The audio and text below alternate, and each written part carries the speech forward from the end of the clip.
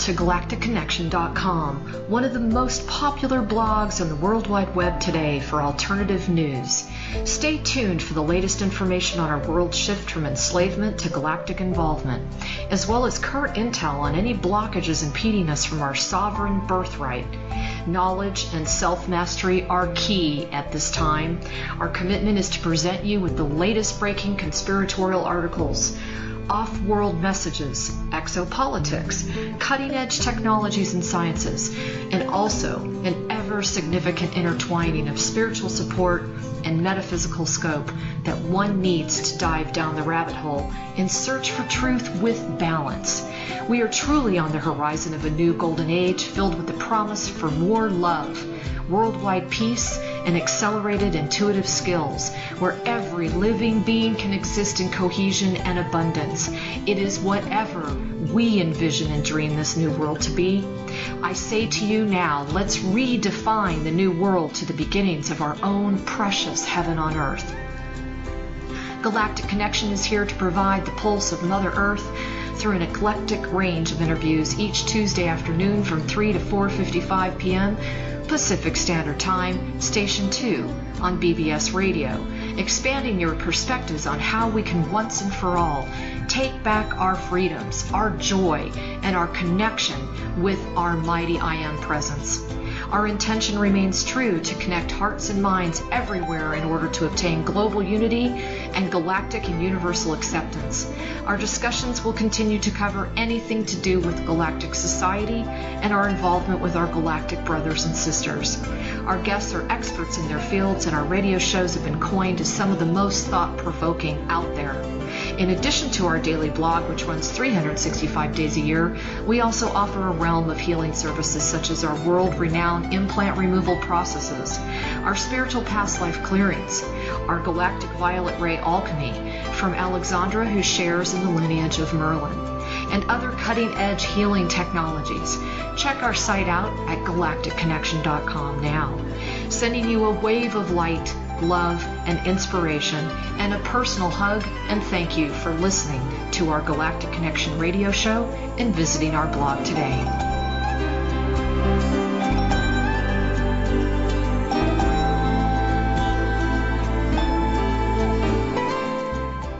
Good afternoon, everyone. This is Alexandra Metters of galacticconnection.com, and this is a pre-recorded interview for September 13th, 2016.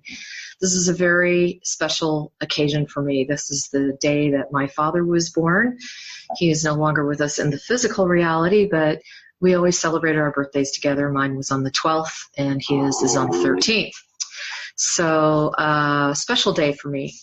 Anyway, with that said, I really want to share something with all of you that I keep seeing all the time in the work that I do with the galactic essences and the healing sessions. And that is that there is just a profound sense of sadness and sorrow that I'm seeing all over the place in everybody's cases.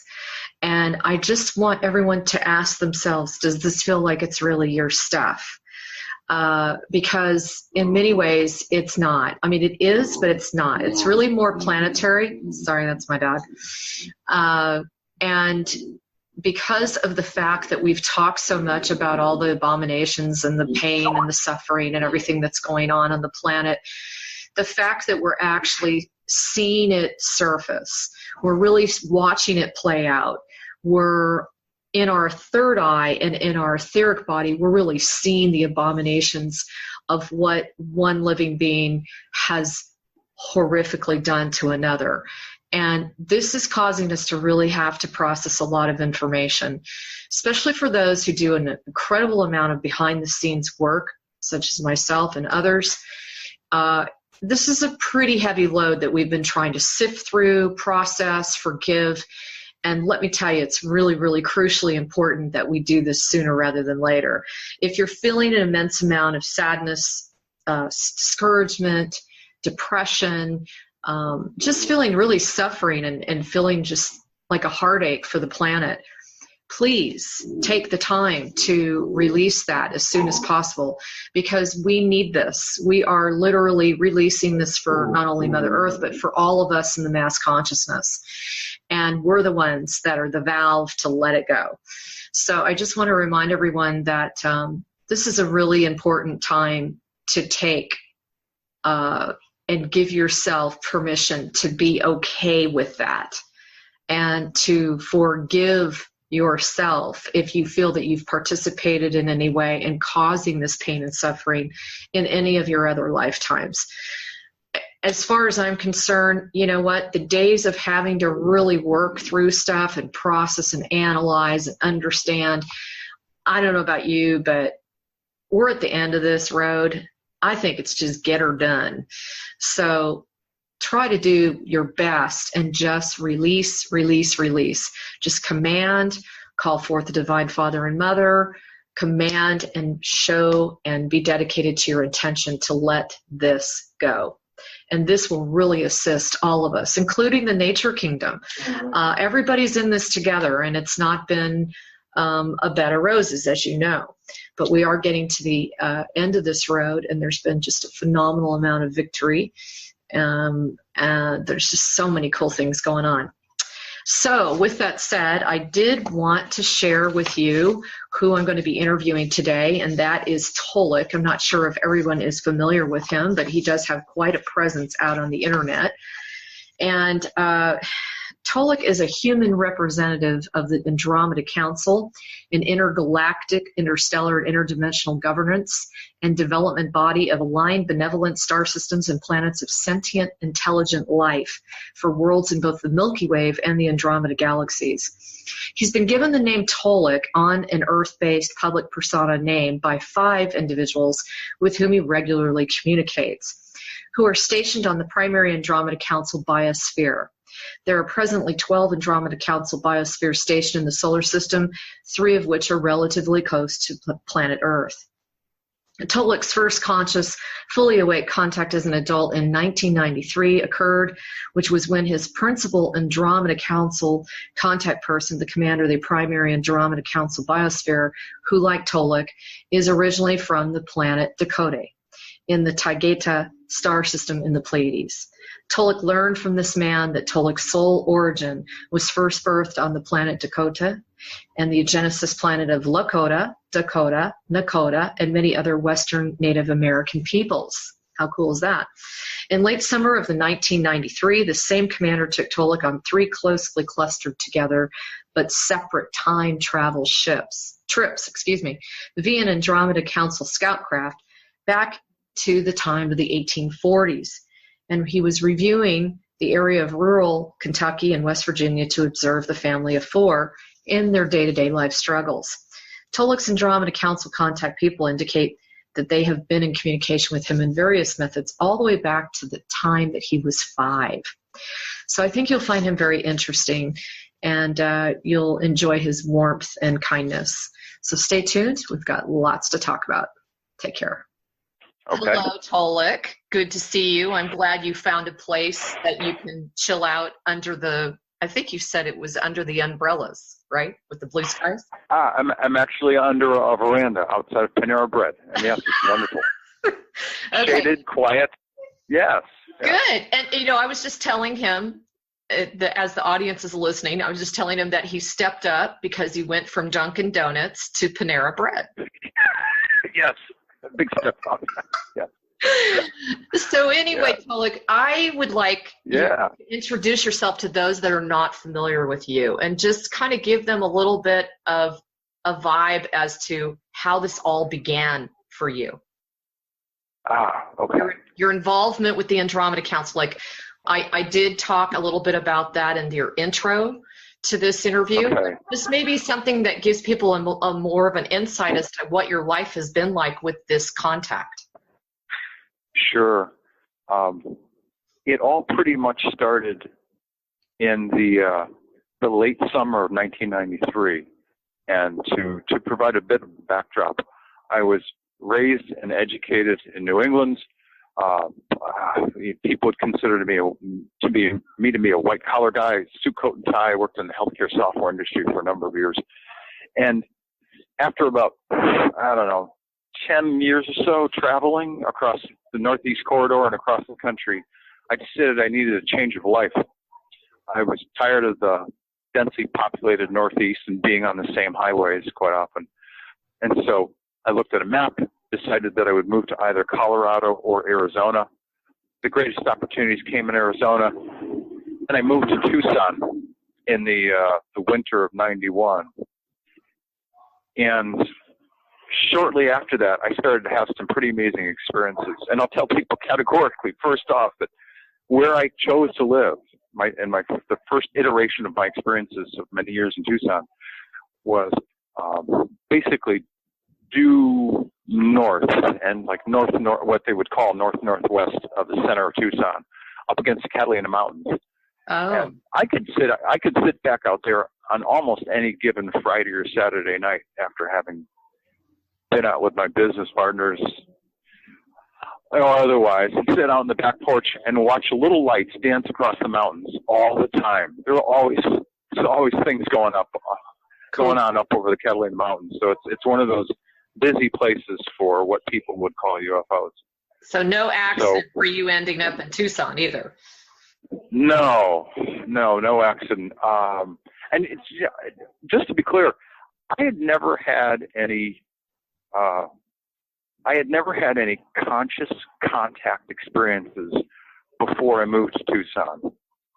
I had no memories of conscious contact before I moved to Tucson. Everything, the doors of my life got blown open once I moved there. And the precursor to my first contact experience was about 4.5 months later, after having been in Tucson for that long and experiencing month after month, weekend after weekend of rain. And I told the people who I was meeting, I said, "You people lie. The weather here is lousy." So, since then, I experienced a lot of sunny, beautiful, 64, 65, 67, 71 degree winter days in Tucson. But that particular winter, it rained almost for like 4 months straight. And having left New England, I was a madman. I'm like, okay, there's no snow. Oh yeah, it did snow a couple times, but there's rain everywhere. So, on a Saturday morning, not knowing what to do, I picked up the local version of the Tucson Weekly. I flipped through the back. I'm like, there's got to be something I can go be entertained by. And I saw this little teeny ad in the far back part of this local rag called the Tucson Weekly. And so, headline, like MUFON. I had no idea what MUFON was. Are you somebody who might be interested in science fiction, Star Trek, interested in life in outer space, UFOs? Come to the monthly meeting of MUFON at the Wilmot Library. I went, that looks kind of cool. I think I'll go to that. Oh my God. That's how it all. Clueless. I was, if you will, a UFO ET virgin. I had no concept of anything. That's amazing. So that's amazing. Yeah, I went to the, hopped in the car. Well, I left my condo, ran through the rain, got to my car, drove down into town 20 minutes away, and arrived at the library. And there were like 60 some odd people at this meeting. This room was held at the Wilmot Library in one of their side rooms. It was packed. So I got there on time to listen to different speakers, and at the end of the local people speaking, as people were filing out, I chose to be one of the last people filing out, and there was a gentleman at the front who even today looks this way. He looks a lot like Vladimir Ilyich Ulyanov, otherwise known as Lenin. It's just the way he looks. Wow. And his name is Roger Scher, and his mom is June Scher. He was in his 50s at the time. His mom was in her 70s, and they were collectively the state director and assistant state directors of MUFON, Pima County, Tucson, Arizona, which I learned during my conversation with him. And I introduced myself, and I said, this has been a fascinating meeting. Would you mind? I've got a couple questions. So about 12 minutes later, keep in mind, all these people have filed out. About 12 minutes later, he looked at me and said, I can see that this is going to take quite a while. Would you like to have a cup of coffee at, a local, Denny's or? So yeah, sure, why not? Right? Well, yeah, I'm like I said, I was like a UFO ET virgin, and all this information was coming at me. I'm like, holy, I've got some questions. So we agreed to meet at a place called the Dutch, and I'm still friends with Roger today, all these years later. And I think, if my memory serves correct, we sat and we talked for about 6.5 hours that first time.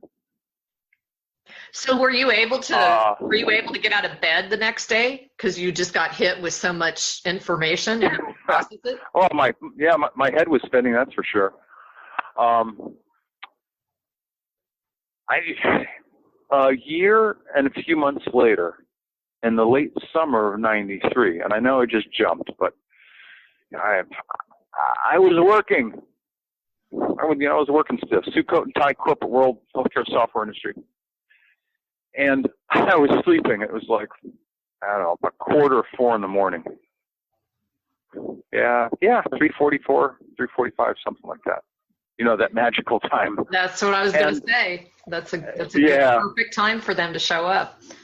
Yeah, and I hear, much like you and I are talking on the phone right now, I hear this voice, "Hey, get up." I'm like, what? You got to get up.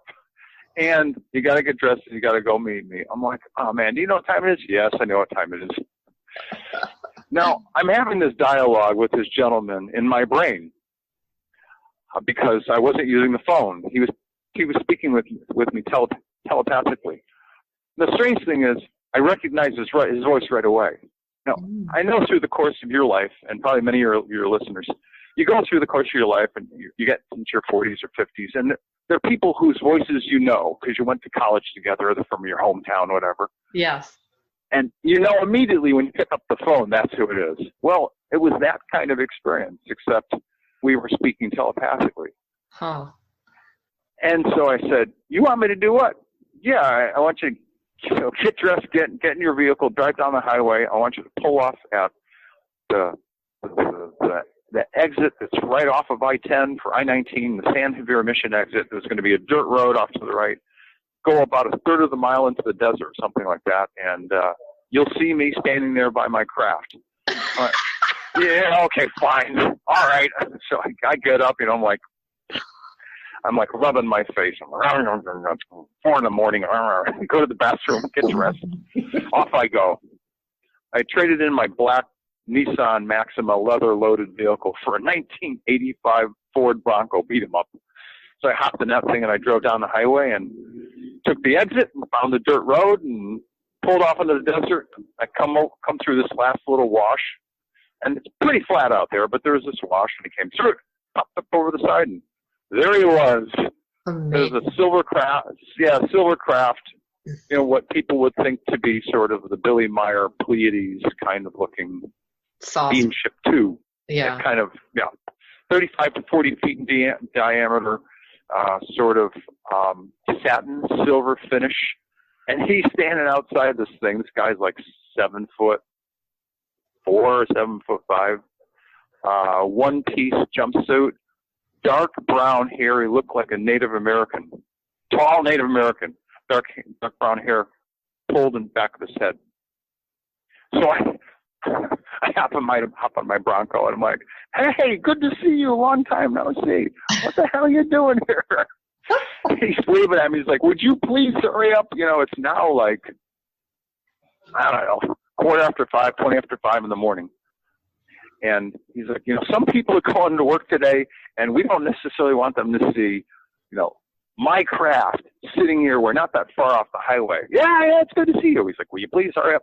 So I went over, and he sort of puts his hand around my shoulder and says, come on, I got one of these little pills you got to take. I'm like, give me a pill? He said, yeah, we got to bump up your vibration because we're going to travel back in time. I went, okay, that seems plausible. Now, keep in mind, I had already had, a year and a half of conversations with Roger and other people in the MUFON world and had learned about the reality of of extraterrestrial life. I'm like, oh, okay, this seems kind of plausible. And I know this guy's voice, so I trust him. So I took what looked like a little blue NyQuil caplet. I probably had to go through some other process, but he literally, what he shared with me was that three-dimensional organic humans like you and I and most other people on this planet, we cannot travel through time unless we become a higher vibratory rate. We have to be bumped up at least to 4D. Yeah, definitely. I'm not able to give you all the technical explanations for it, but that's essentially the deal. Somehow, your matter, your molecular essence has to be transformed. Makes sense. I remember. Yeah, I remember leaving the planet in his ship.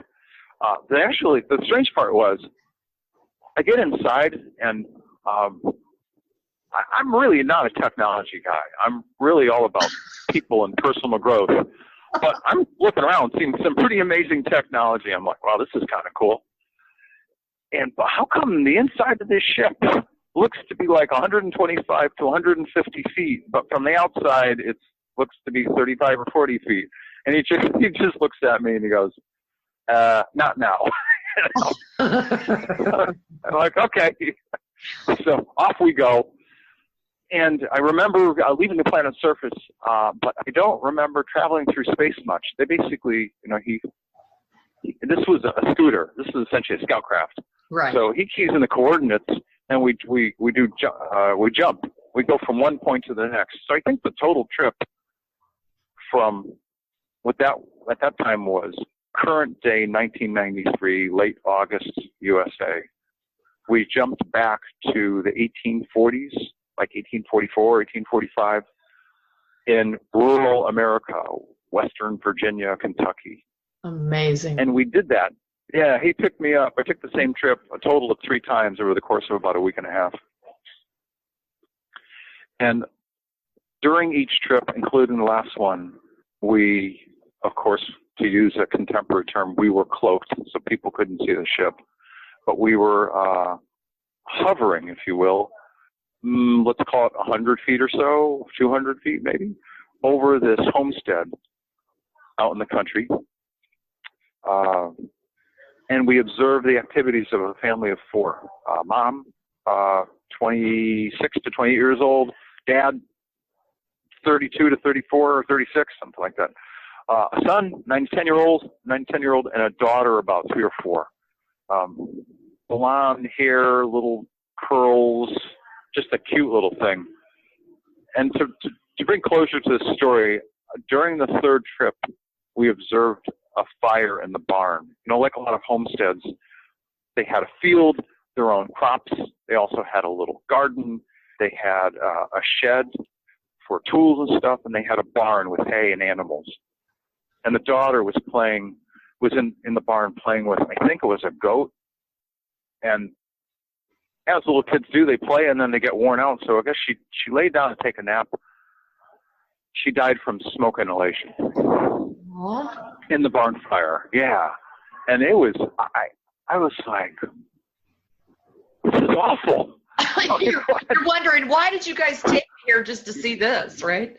Yes, exactly. That's exactly it. And I know I've told the story a lot of times, but essentially, and I did. I asked him that exact same question, and I said, this was difficult to watch, knowing that this little girl, and he loves his son, but this little girl is like the apple of his eye. And yes, he loves his wife too, but this little girl is like the joy in his life. And for him to lose his daughter like that was just traumatic for him. So I said, why this experience? Out of all of the initial experiences I may or may not have with you as an adult, why this one? And he said, well, there are a few reasons. Again, this is all telepathy. He said, first of all, and this is the least important, physically, genetically, by DNA, the body that you have today, you're related to these people. Okay. So secondarily, you're seeing me in an organic form, but in my natural form, I don't have this dense, opaque organic body. I look the same way, but I have a higher vibratory rate, a light body. And as such, as a mid to upper level, he was 4D at that time, as a mid to upper level 4D person, we don't experience death. We never experience death. And there are going to be some changes coming in the near future of your world. And in order for us to better understand you, we need to I'm being redundant here, but we need to better understand what it is you go through when you experience the loss of someone that you love. Interesting. Because again, we don't experience death. Parenthetically, and I'm using approximations so Earth people can get a sense for what it's like to have a higher dimensional life. He said something like, the idea is, we're created and then we'll live 7,000, 8,000 years, maybe 6,000 years, as you would describe it, as a 4D person. And then at some point we go, I've had enough of these 4D experiences. I've certainly learned as much as I think I can learn as a 4D person. I and my wife or my family, we're going to choose to become fifth dimensional. And they all talk and agree, and whoop, they bump themselves up. Or maybe a man and his wife, or just by himself. But in any case, they literally just decide to make that change, and then they do it. And if you were a 4D person, watching a 4D person who made that decision, you would watch him or her seemingly dissolve in front of you. But they've not dissolved, they simply become transparent because they're vibrating at such a faster rate that you would no longer see them in your 4D form because he or she is now 5D. That's a really good explanation. That's a really good explanation. I've never heard anybody articulate it that well. Yeah, that's literally how it happens. And so he said, and then he also said, the other thing that is unique to you on planet Earth, you people are quite, and I'm using my words, but he said, you people are quite dramatic. And as a metaphor, here's a metaphor, let's say the scale of what we feel in terms of emotions would run from like 0 to 50, and I'm using metaphors and comparisons. If the totality of our emotional reach is 0 to 50, for them, it's kind of like 15 to 35. Right. They definitely have emotions, they definitely feel, but they don't have the breadth and depth and or the roller coaster ride of emotions that we do. Right. You Earth humans are very, very emotional. And if we are going to be able to help you through this coming transition and transformation that you're going to be making as a planet, it's incumbent upon us to really learn about you and how you tick. Interesting. And since we know you, Tolec, and you know us after many years of working together, blah, blah, blah, the best thing we can do, and the easiest thing we can do, is observe you. Observe your reactions as at least a Western society-based male human. Because there are others of them that are responsible for, India. And there are other people that are responsible for Africa, other people responsible for Eastern European. Yes. He's responsible for all of the people in the North Americas, Canada, the U.S., and Mexico of the world. He's responsible. He and his people are responsible for them. So I was their contact, and I was like, oh, okay, all right. Did you recognize the family? Did you recognize, have a knowingness when you saw their faces? No. No? No, I didn't. No, they didn't look anything like me. I've heard I've heard so many times that they just are amazed and astounded by the variations in our emotional capabilities. Go from one point to another in just the blink of an eye, and that just perplexes them to no end. Yeah, I'm happy to hear that someone else has heard about this vast range of emotional depth and breadth that we have. Well, absolutely. It's what makes the human element so unique, Tolec. Well, humans on this planet, yes. Yes, on this planet, correct. Yes, yeah, because there are, based on what I've learned since 1993, there are the human form, otherwise known as humanoid. Head, eyes, nose, ears, mouth, shoulders, torso, arms, legs. It's the most predominant organic form throughout the physical universe. I believe this vibratory rate. Whether it's otter-based or insectoid-based or horse-based or dwarf-based. And there are all sorts of shapes, forms, sizes. For other people who have listened to me before, reptilian-based, all sorts of forms, but the humanoid is the most predominant. You know what? A whole bunch of scientists plotted all these star systems across the galaxy. And this is like 20 years ago or 15 years ago. I just remember this from a long time ago. And they plotted them out. And what do you think was the shape when they condensed them? It was the shape of the human. Really? It was fascinating. I've never heard this. I know. Wow. It was absolutely fascinating. I was like, wow. It was incredible. So, when you go back to isn't that amazing? Well, you go back to the biblical that certainly leads credence to the concept of, and I'm going to say this purposely, small g, small o, small d. Yeah, in my creator, if you will. Yeah, sub-gods or creator gods or God, whatever term you want to use. But yeah, in my image, or wait, in our image. In our image. Yeah, that's probably more appropriate. Yeah. Well, right, hey, right. I wanted to... Yeah, go ahead. Yeah, we can jump around. It's all right. I wanted to dive into some current topics because I know that's what people are itching to hear your feedback on. And I think one of the hottest things that's being rallied out there a lot is the whole concept of the Mandela effect. And I would love to hear your perspective on what you really think is going on there. Okay. I will tell you first off that it's not something I've studied. That's okay. But it's something I've asked my people about. I came through an interview with Nancy Hopkins of Hattie Radio or something. She operates underneath Jay Perone's Wolf Spirit Radio Network, which is managed by Dave Corso. Dave Corso, right? And she brought up the topic, and I was like, "What? Huh? What are you talking about?" It was the first time I'd ever heard about it, and this was like a month and a half ago. So essentially, yeah, listen, I have a tough enough time keeping up my own day-to-day work, much less investigating, because I'm not an investigator. I'm not a conspiracy person. So now, having said that, let me tell you what my people said.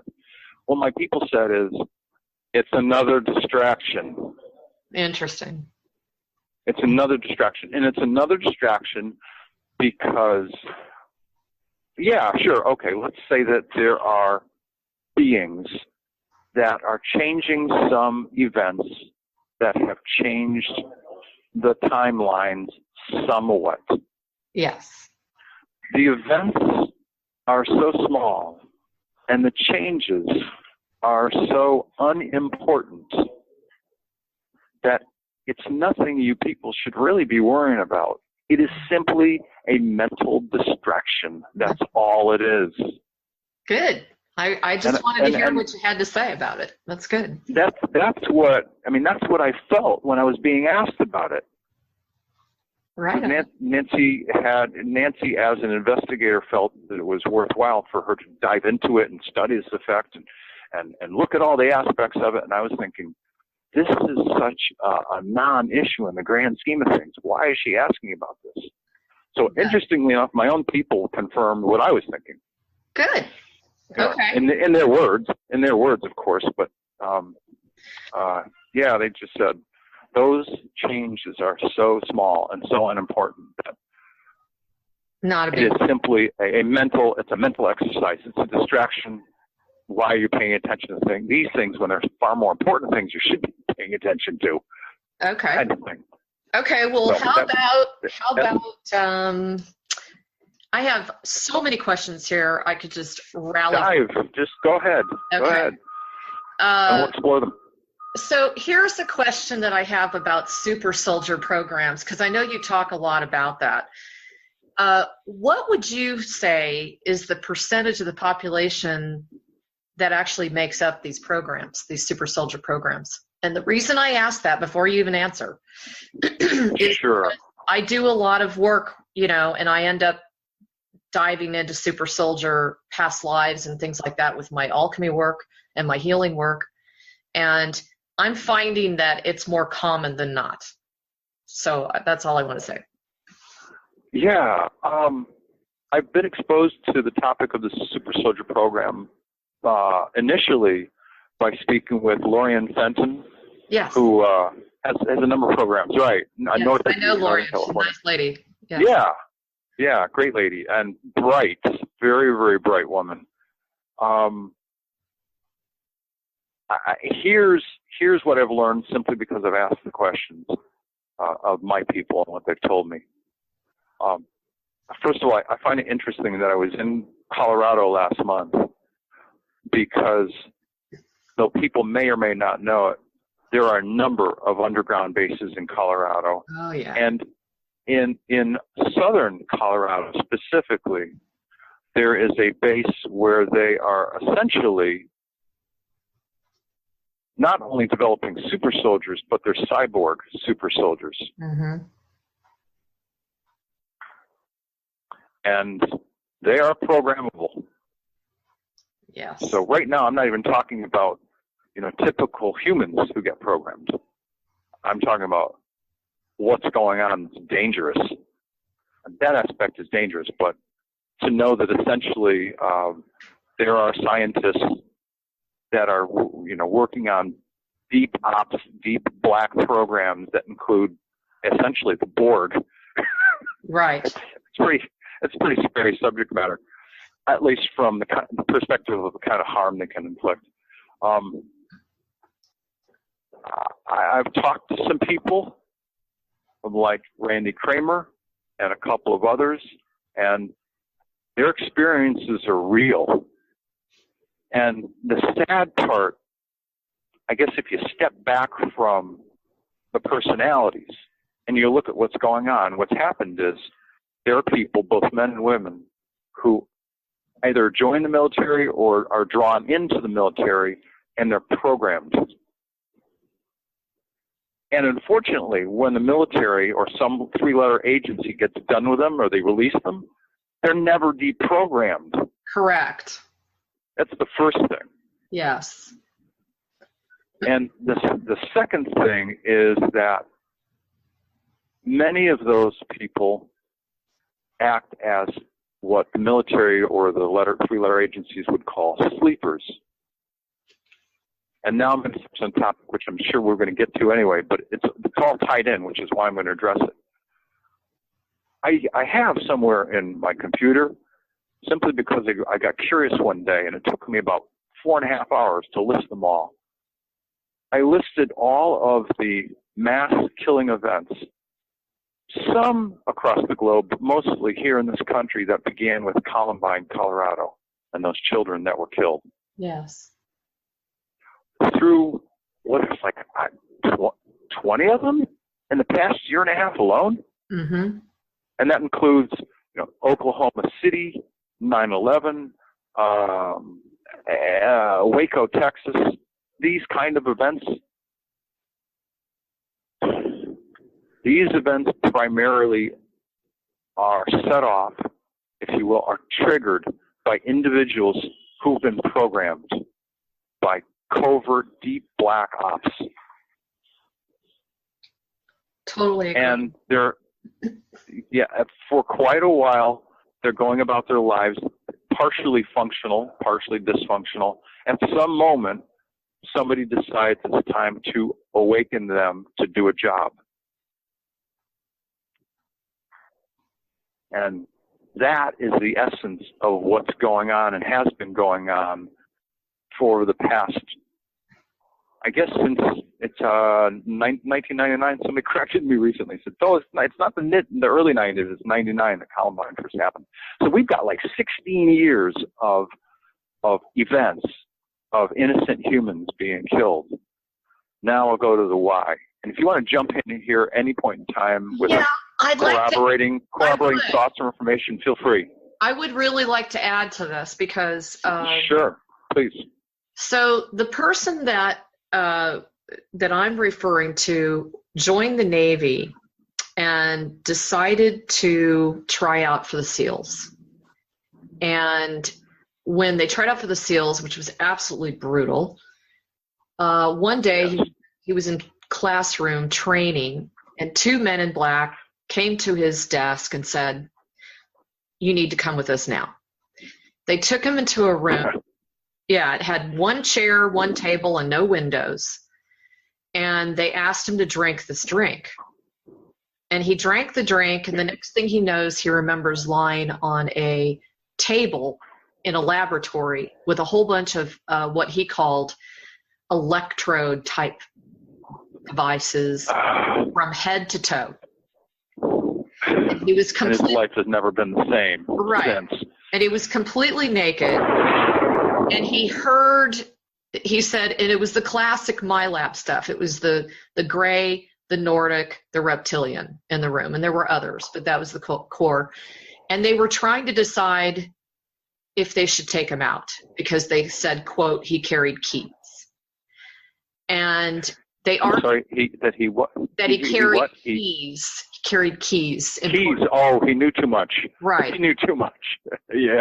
So they were going to kill him, and the Nordics said, "You know what? We can use him. Let's use him to our benefit, and let's just keep him. Let's just put him to sleep." And through severe programming, they did that. Next thing he knows, he came to in the actual classroom with the teacher yelling at him because he wasn't paying attention. And that led to a life of absolute, total, horrific memories, relapses, addictions, et cetera, et cetera. To me, this is a classic representation of a lot of men and women out there right now who are starting to realize that something other than themselves is driving their own ship. And I mean, it's just, I don't know, so sad. It is sad, and it's tragic that it happens. Well, it's tragic for a few reasons. It's tragic because unless they're somehow able to detoxify their literal, electric spirit body, detox their emotional body, I can't. I mean, how do they somehow have a normal life? It would take a complete detox program of all of their, if you will, bodies. Even Randy Kramer will tell you this. They don't have a normal life. And that's right. I've interviewed Randy, but I've interviewed a guy named Captain Jack, and he has a very fascinating story. I interviewed him a couple times because it was so fascinating, where he is a super soldier. And one of the things he told me off air that has always just rung a bell with me is, he said, I just live from day to day wondering how I'm going to feed myself, where I'm going to end up in the middle of the day. He says, literally, he just ends up in the middle of the desert.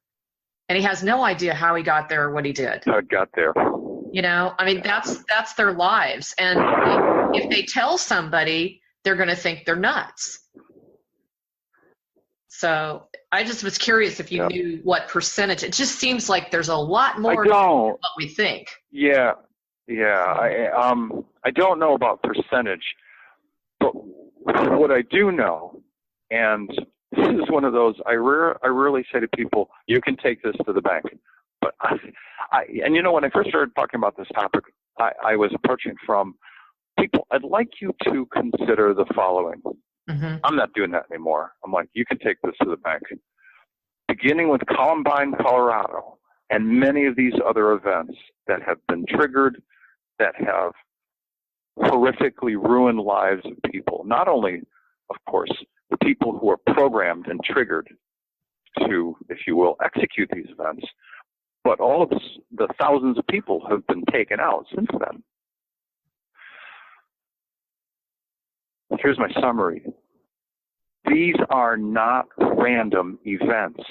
Correct. These are purposeful, programmed events to keep as much of the mass Western educated public in fear for as long as possible. Because as long as, to use those words, as long as the powers that be, which I call the powers that operate in the dark and the shadows, as long as they can control the dialogue and instill fear in the populace, they have control over the populace. Yes. And they've been running this program for probably a lot longer than 1999. Yeah. I can talk about why wars have been started as a topic, but these, like Orlando, Dallas, Texas, Atlanta, these are not random events. These are not people who just went, oh, I'm crazy one day, I think I'll go shoot people. Yeah. It's not what's happening. This is not about a created dialogue about how police and the Caucasians don't get along. It's not, those are all distractions. Yeah. It's all, look over here, be distracted by this, get worried about this. Get worried you can't send your kids to the park on their bikes because they might get attacked. Get worried that it's not safe to go out in public to a basketball game or a football game because there might be an attack. Get worried because you can't send your kids to school because they might be shot. Think about all those different iterations of fear that are being fed into the public. I can't agree with you more, and I think we're all really getting called right now on a big, big scale to once and for all really learn to step back into our own sovereignty and our own authority. And this is probably one of the biggest challenges right now, is that the human race is so accustomed to being enslaved. And frankly, yes, on the Galactic and Universal Council level, this is just a huge issue to overcome the mind control of allowing ourselves to be dismantled and what's that word? We're just imbalanced. We're just constantly not in our neutral, stable position. Another gentleman who's had an incredible life and an incredible set of experiences, Alex Collier, said a long time ago, people, get off your knees. Yes. And he's being metaphorical, he's also being literal. Yes. He's like, do not ever bow down to anyone. Yay, Alex. And, we were not born to be slaves. No. If you shift this dialogue for a moment, who are we? Well, we are actually not organic humans attempting to have a spiritual life. We are spiritual beings who come onto this planet many, many lifetimes to try to figure out what life is like, what organic life is like. We're here to learn, to grow, to evolve. Yeah. So it's all about the evolutionary process. And it's also all about, don't you think it's also about, we came here to protect that embryonic race that is all over the galaxy. There's all kinds of younger races that deserve to be able to evolve in their own natural pace. Wow. Kind of look as an older brother or sister. I think that. Okay, I'll continue to speak plainly. So here we go. Unfortunately, and this is only my opinion. Unfortunately, I'm of the opinion that we, as a human race on this planet, that there is and I don't know what the exact number is, but there's a vast majority of the people on this planet who are emotional children. They probably haven't grown much since high school or early college. There's certainly a large percentage of them that have not yet had the opportunity or are asked the questions, who am I really? What does this talk about spirituality or spiritual life really mean? Because a lot of people, if you ask them about their recent growth or their expansion, they go, oh, I've become much more spiritual. And I've had these conversations with people. Oh, well, tell me, what does that mean for you? What have you done? Well, I left my church a long time ago. I'm no longer, Methodist or Presbyterian or Catholic, and I'm getting a lot closer to God. Okay, well, that's good. But you learning about the core essence of who you are, where you originally came from, what are your most unique gifts and skills that you brought with you on this journey as a higher dimensional spiritual being living a human life. And that's when their eyes start to glaze over. No, I don't say it that way, but there's just so many people that think, and I'm not talking about, and I'm going to use terms that you're familiar with, I'm not talking about the fully conscious, awake, and aware crowd. I'm talking about the people who are just starting to wake up, and they equalize the term spirituality with getting closer to God without having the structure of religion. Yeah. Well, and some of those people will break off and follow. I'm going to create a name, Maybelle Seashell, and she worships the 12 rays of the golden light of the higher dimensions of the angelic realm of the. And I'm like, it's another structure. What are you worshiping somebody else for? And somebody else's structure.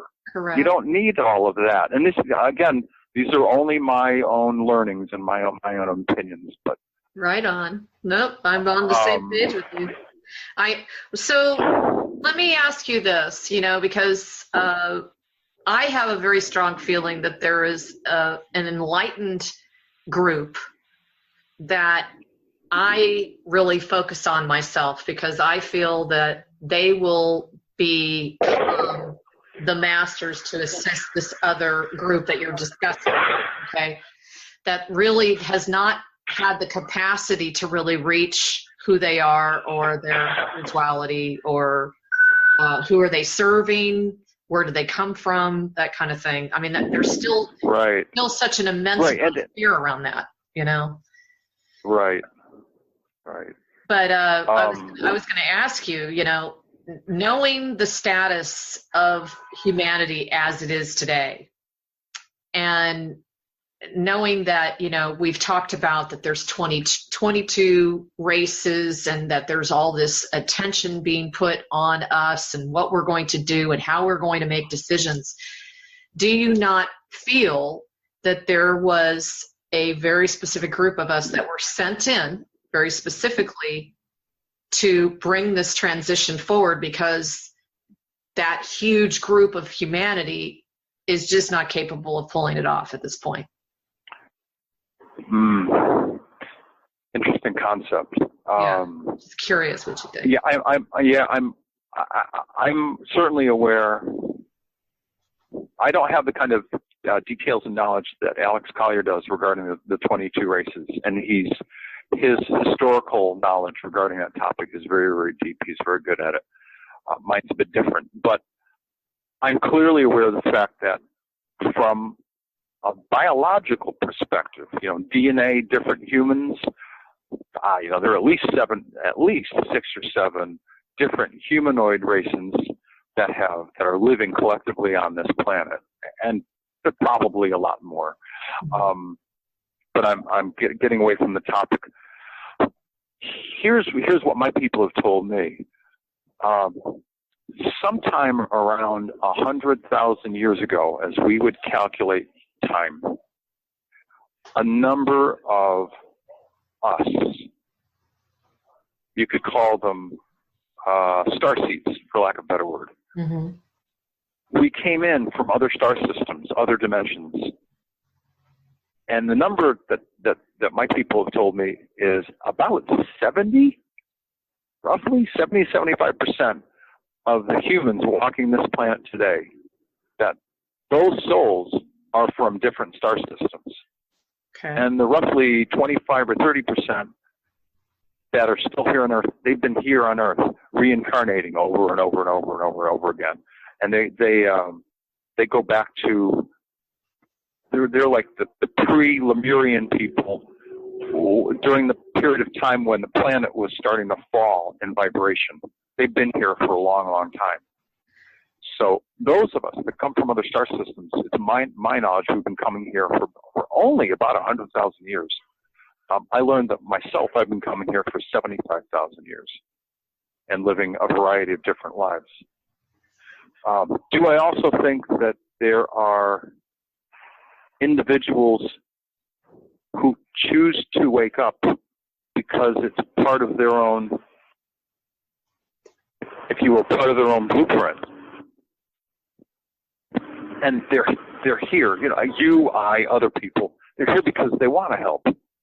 Oh, I think the answer is yes. I think there are going to be more and more people waking up to their cosmic star heritage, because everything that I've been told about who we truly are as energy beings, as beings of light, we're composed of the same material as the star systems and the nebulas. It's all the same material, maybe put together differently, but we are in fact great beings of light. As a matter of fact, I use this analogy. You could call it an oversoul. I happen to call it, by analogy, a 24-piece pizza, extra large. And there's about a piece to a piece and a third, roughly, at the most, out of your oversoul that animates the body that you're in. Mm. And moreover, there are other pieces or other slices of your oversoul that are having experiences around this universe simultaneously to what you're doing here right now. So Alexandra is busy in a lot of places, yes, getting a lot done. And that is for sure. Much like, to try to put a summary or in closing on this topic, just like each star, just like each planet has its own evolutionary blueprint, so does each soul in terms of what it is destined to learn. Mm-hmm. And so some are destined to become fully wide awake and to fully dive in and examine and explore the nature of who he or she is, what dimension he or she came from, what his or her gifts uniquely are, and what his or her gifts that he or she is meant to share with this world during his or her time here. Some people will never achieve that level of knowledge, of awareness, because they're just, for lack of a better word, they're not wired that way. Mm-hmm. They're just not. Some people like the social construct and the structure that a church provides, and the rules that a church provides. Other people on the other end of the spectrum go, no way. If I want to talk to any of the sub-gods or the creator, I'm going to do it on my own. And there's that full spectrum. Well, so, it's when we have conversations like this, and people like you and I say we and us, I eventually go, well, which we? Which us? Yes, very true. Which of us? Because we're all destined to have different experiences and walk these unique paths of learning that we're on. Yeah, and this is such an amazing time to be going through our journey, and we need to continue to remind ourselves to really feel the honor and the appreciation of being here at this time.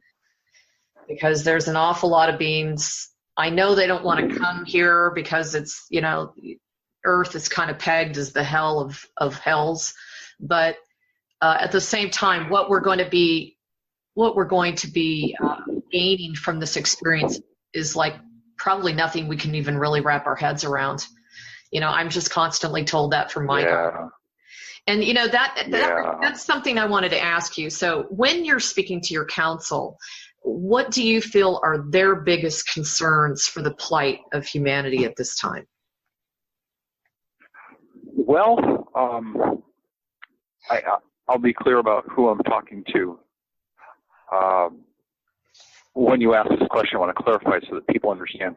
Have I been in contact with people from the Andromeda Council basically nonstop since September 10th of 2010? Answer is yes. Who are the people that I've been in contact with? Well, predominantly there's 4 or 5 of them. Mostly it's the gentleman who's the commander of the primary Andromeda Council biosphere and other biospheres. His wife, who's known as Azar, and she's, if you will, the chief medical officer of all of the hospital, the medical ships. There are 6 of those. Vice Chairwoman Tanya, who's a non-voting management representative, of the council, and Ambassador Tonka. Now, these are people that all have important roles, but just for clarification, for clarity, the Andromeda Council as a body is an organization of 12 senior star systems and that have senior home worlds, and they function very much like a UN in deep space, and they have their own ambassadors and diplomats. So I'm not talking to any of those people. I'm talking to people that come from the planet Dakota, where my spirit essence was first birthed. Okay. Matter of fact, the gentleman who is the commander from the primary Andromeda Council biosphere, he's from Dakota. Ambassador Tonka, he's from Dakota. Azar, she's from Dakota. Vice Chairwoman Tanya, she's from the Miroc star system and the Andromeda constellation, planet Tiriel. And there are other people serving different roles that are from different places. So I'm not so much talking to the ambassadors and diplomats as I am talking to my own contact people who work for the council, who work on the council in a mostly a non-diplomatic capacity. So having cleared that up, their thoughts are, we of the Andromeda Council, also known as the Galactic Council, we are your family, your friends, your brothers and sisters of the cosmos. We are going to do our best to help you, to help free you so that you can become the sovereign cosmic citizens of this universe that you were meant to be. And that was the driving force between them stepping in and taking out the underground base in Colorado. Those are the people from the Sirius A star system. The people from the Procyon star system, Planet Cana, they took out the underground base, the lattice network of underground cavities, if you will, west of Washington, D.C., and the 15 undersea bases, all reptilian run and operated. Thousands of reptilians now off planet. Yes. That's how predominantly that's how they've helped, by cleaning the rats out of the woodpile, who controlled, manipulated, abused, eaten, continued to create fear, anguish, anxiety, and instill all of those in an unknowing public, unfortunately. And most people have no clue as to what has gone on over the years regarding this topic that we're discussing. None. So to get to the core of your question, these are the kinds of activities that, the different functioning bodies that represent the Andromeda Council, in this case, people from the Sirius A system, from the Procyon star system, have stepped in to clean out thousands of reptilians who've been running this planet for a long time. That's how they've helped. and what they wish for the human race is that it can next evolve unfettered, unmessed with. Yes.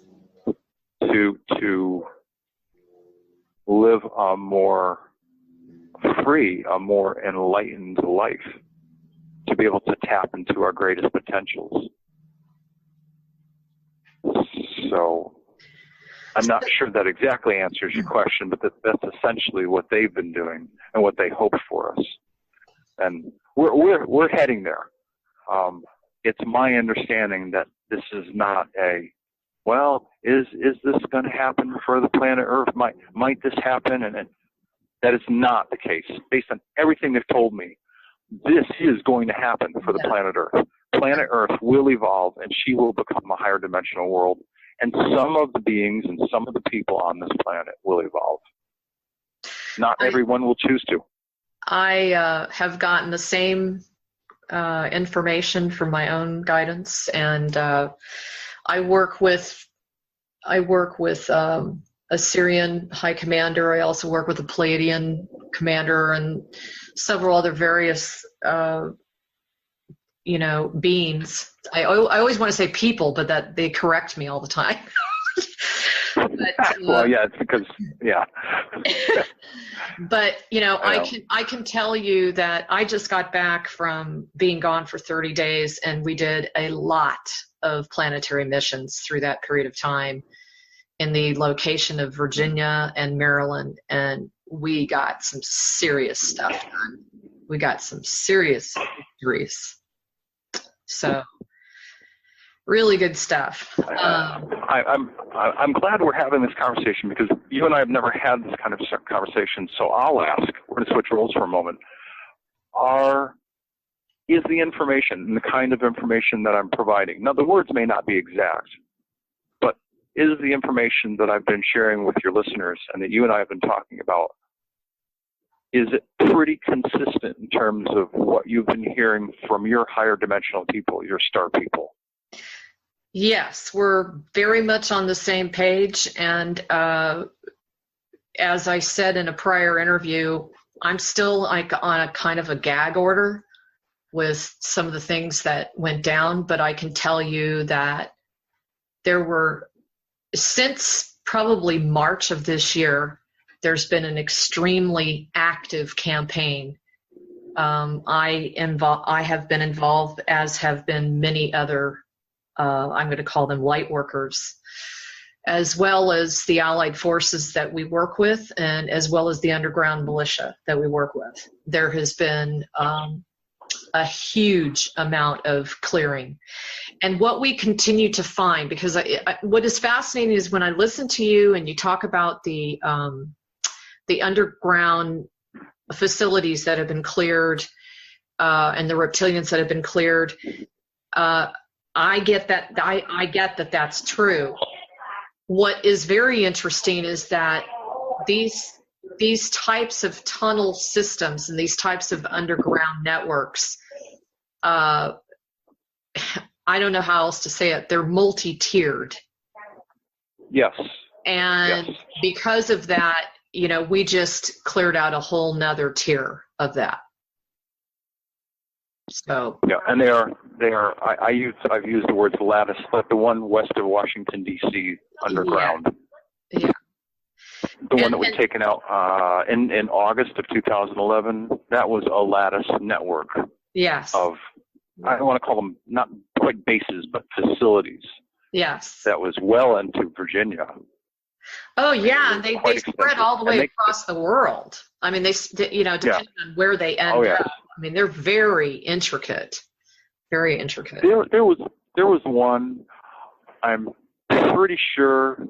I don't have my notes in front of me because I did this work years ago. But the base that was off of the Nicobar Islands off of Greece. Okay. And I have an underwater shot of it. It was as straight as a pencil. Huh. And I asked my people, the landmass upon which the space was sitting. Oh. And I asked my people, I said, I'm looking at this National Geographic undersea map. I said, this land formation is way too straight to be a natural formation. Yes. And they basically said, that's because it's not natural. They They're like, duh. They use their technology, right? They use their technology, and then they cloak it, of course. That's why they had. I'm going to jump forward to the last undersea base that was taken out. And just to be clear, there were 15 Draco and Hydra reptilian major operational undersea bases. And the last one I reported on happened the last week of March, first week of April 2012. And it was directly due east of Washington, D.C. on the Atlantic shelf, right where, and they positioned the base right on the lip of the shelf before it dropped deep into the ocean.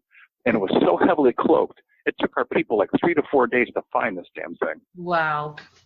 Interesting. And I'll tell you categorically also that each time that they took out a base, before they did that, they communicated with, and you'll forgive me if I forget his name, but they communicated with the guy who they were using as their intelligence source. He's, just a quick reference.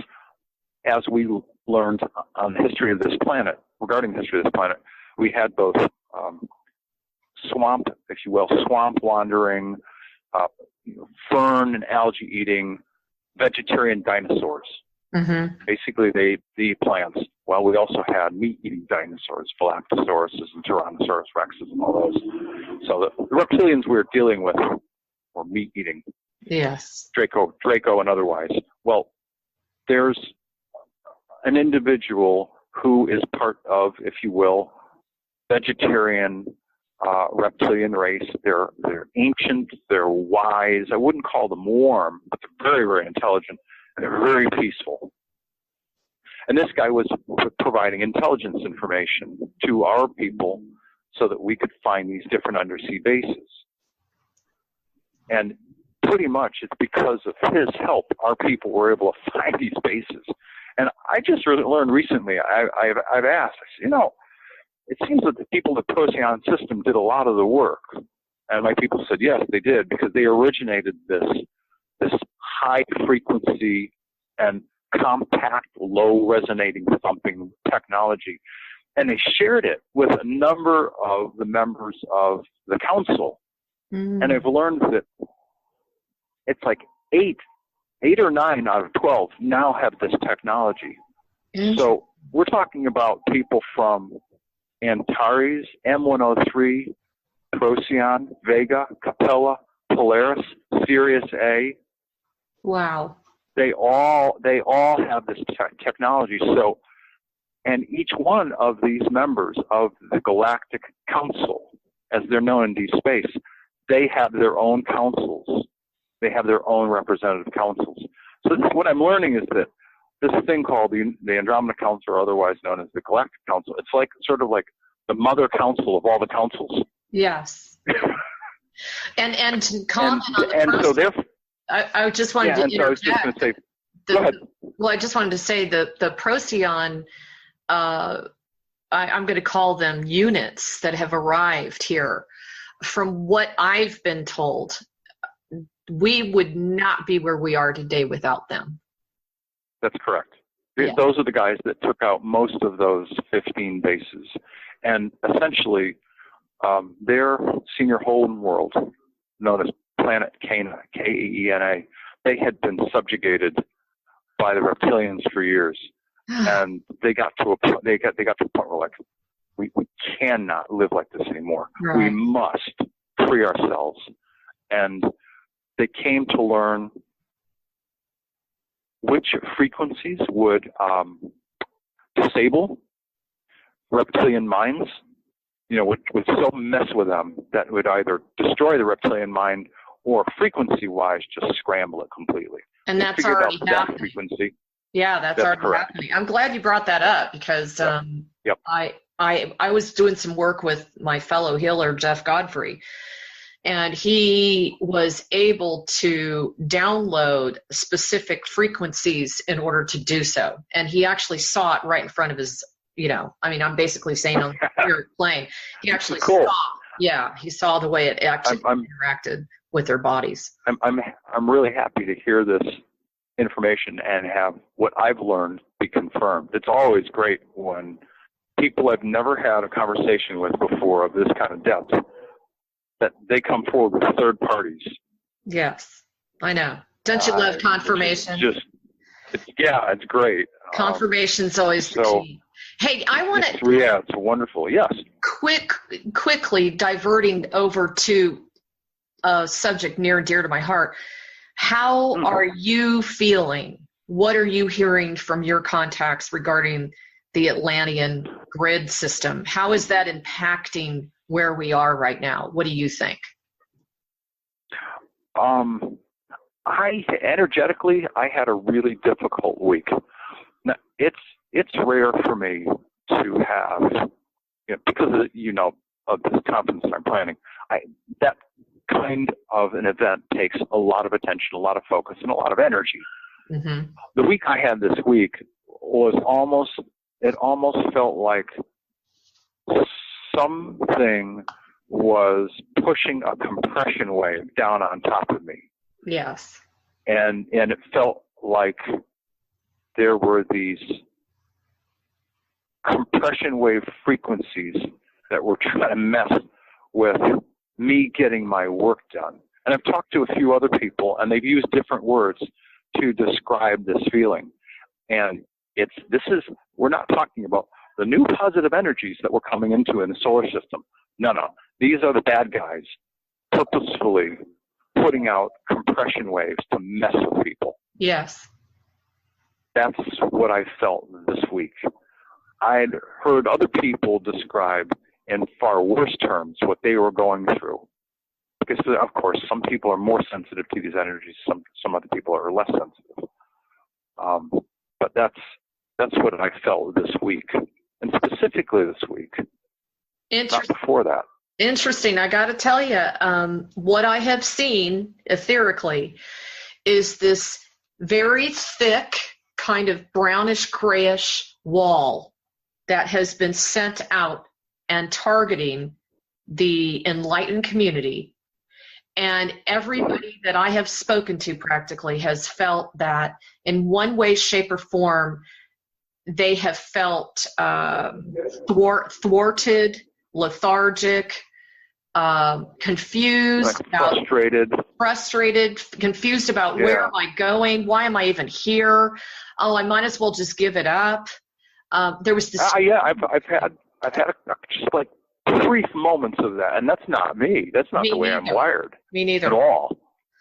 But this week, I'm like, oh man, it's like every moment was push through. I know what I'm doing. This is the right thing. Push through. Yes. Why am I doing this? And I'm like, and that's not how I function. And the good news the good news is it's done. It's already been counteracted. Yeah, I'm glad you bring this up because I don't feel it today. Right. That heavy, oppressive wave, I do not feel today at all.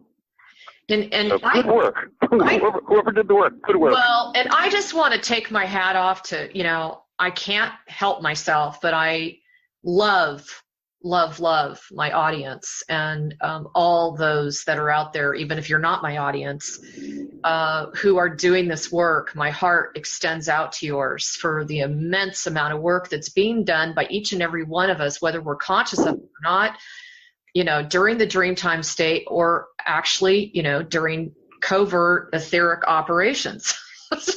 I mean, we could not be where we are today without the immense amount of tenacity and perseverance. Those are the two things that have kept us going,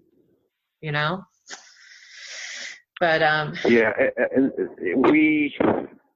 we are as a world that is full of mostly sentient life forms. Awake and aware is a different story altogether, but mostly sentient life forms. We are destined to become better than we are. We are destined to evolve. Right on. As I mentioned earlier, every star, and this is, literal, every star, every planet, it not only has its own evolutionary blueprint, which is represented by mathematics and sacred geometry. But it's also represented by, and I'll create a number, let's call it Venus. Venus's digital signature, if you will, is like 99512247761. Oh my God. Well, Saturn is probably like 51477127776. Each planet, each star has its own frequency signature. Now I'm going to bring it to a finite life form. Each of our souls, not the human body that we wear as an avatar, but each of our souls also has a unique digital signature, also known as maybe a unique frequency signature. Yes. Yes. Alexandra may be 144515592.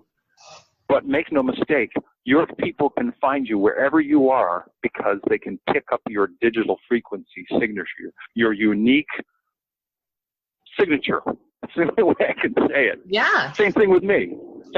My people knew exactly where I was in Colorado the whole time I was there because all I had to do is go, where's Tolec? Oh, yeah. They just tune in. There I am.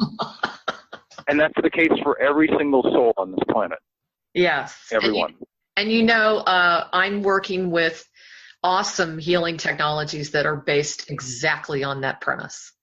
So that every dis-ease, every manifestation that is not maintaining us in a state of balance, each of them has its own energy frequency and its own signature, that's right. Its own algorithmic code or whatever. Yes. Yeah. Color, sound, light, tones. Yes, definitely. All of those. Hey, question.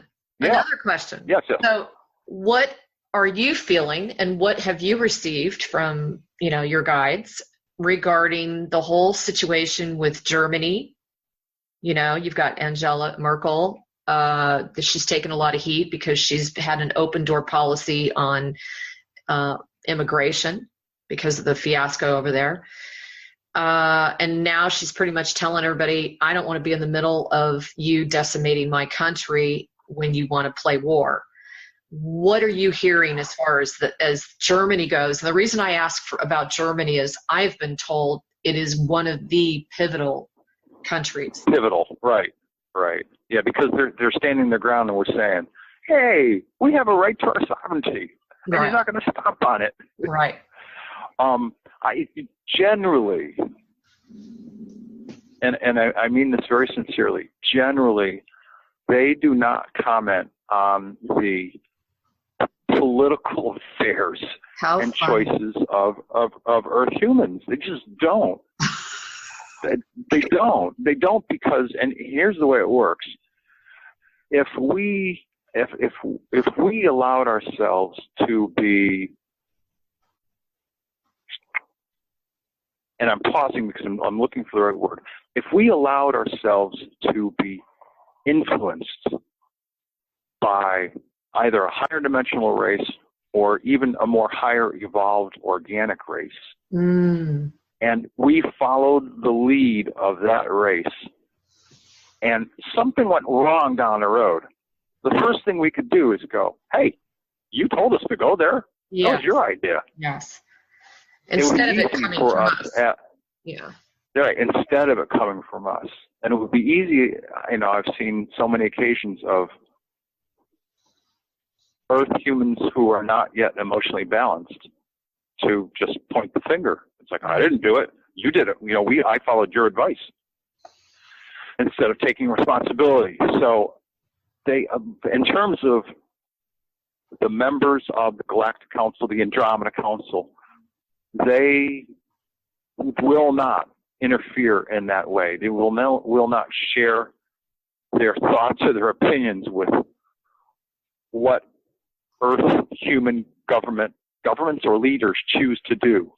Our business is our business. Right. Okay. It just is. Well, that's good to know. I'm impressed. Well, so what do you feel? I mean, Sheldon Neidl, as you know, has a very prominent newsletter that goes out weekly, and one of the statements in that newsletter was the dark has been neutralized. What are your thoughts on that?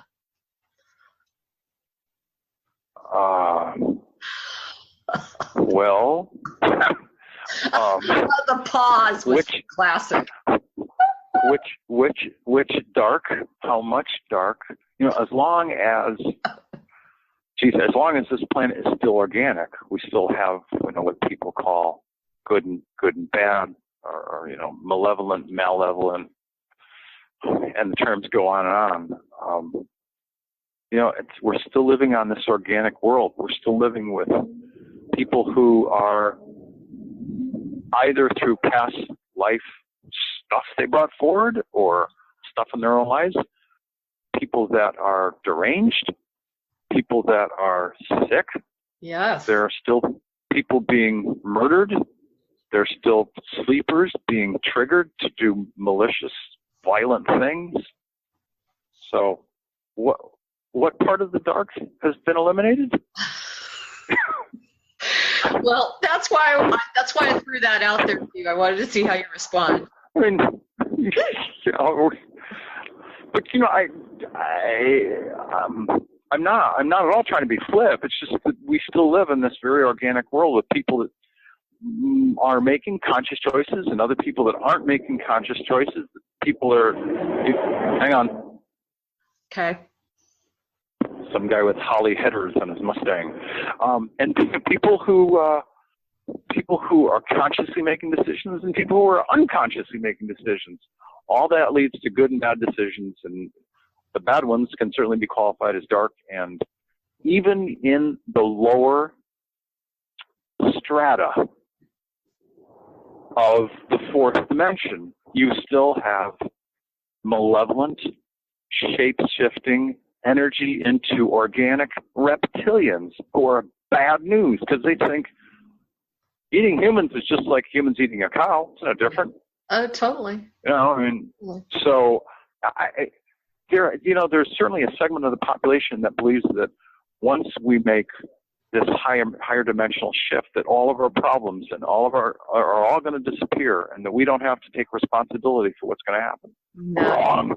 Yeah. Not even close. Not even close. Yeah. Not even close. I think certainly I've got a really good handle on what goes on in the fourth and the fifth. I can't speak from any point of knowledge or experience about the sixth and above. Now, having said that, I think that it's probably likely that life forms that exist in the higher dimensions or the higher realms, 6, 7, 8, the closer they get to Creator, the more love there is, because you're talking about a higher frequency and a higher vibration. And the higher the vibration, the closer you get to, I guess, what we would call pure love. Yeah. So, in the lower fourth and in the third, it's still a mess, and it's going to be a mess for a while. Yeah. And actually, the fact that we've transitioned into the fourth, that's brought in a lot of very intense darkness that the light workers have had to contend with, because these are actually more skilled dark beings than what were in the third dimension. Yeah. My understanding is, if I understand what you're saying, it's that we've tapped into fourth dimensional consciousness. Right. Because we're still 3D organic beings living on this 3D organic world. Yes. Mark Kimmel speaks of fourth dimensional consciousness the way you do, which is about the consciousness. And I choose to talk about in terms of physicality. Yeah. We're still in 3D physicality. Yeah. But the closer, and that's what,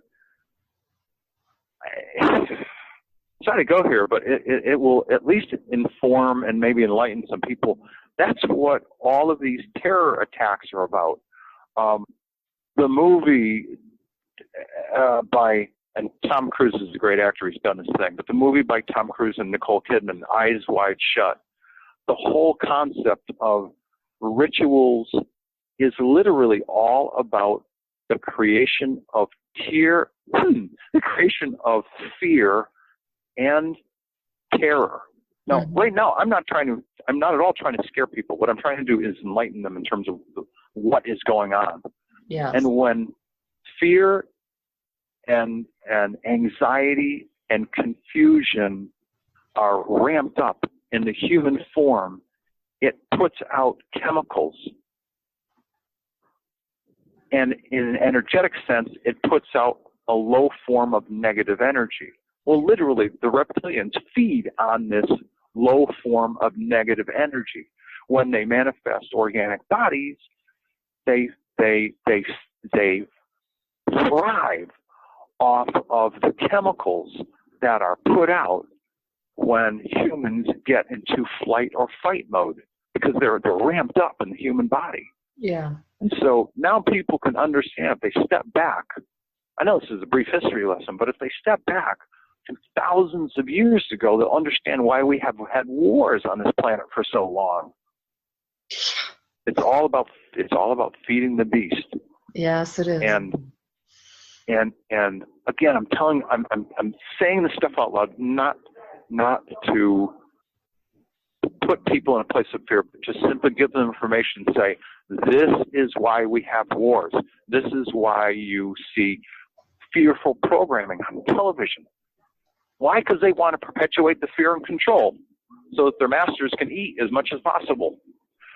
Now, what's going on that you're keenly aware of, is because of the many reptilian underground bases and the many undersea bases and the thousands of reptilians that are no longer on planet, there are probably 120 reptilians left on this world.